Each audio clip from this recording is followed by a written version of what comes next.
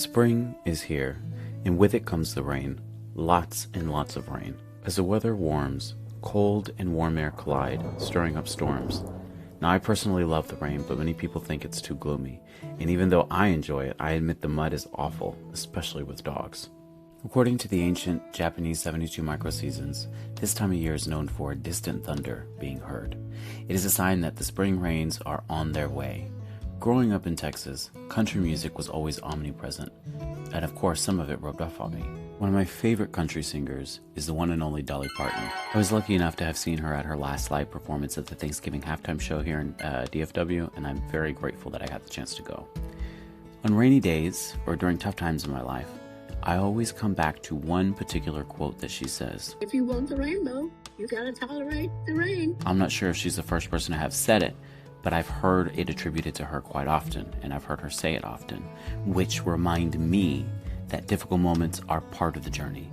They're necessary for brighter days to appear. And of course, scientifically speaking, rainbows truly can't exist without the rain. They require both sunlight and water droplets in order to form. Lately, with everything happening in the world, I can feel like we can hear a lot of distant thunder on the horizon.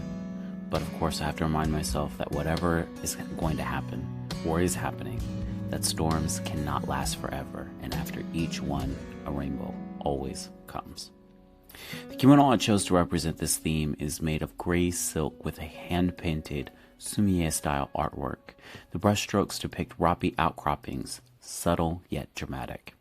When I look at this kimono, I think of the ocean. I can almost hear the waves crashing and see the tiny islands fading into the mist on a rainy afternoon.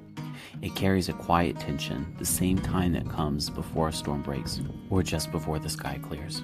In its own way, this kimono reminds me that every storm, literal or emotional, holds beauty, depth, and meaning. And just like spring thunder, it tells us that renewal is already on its way.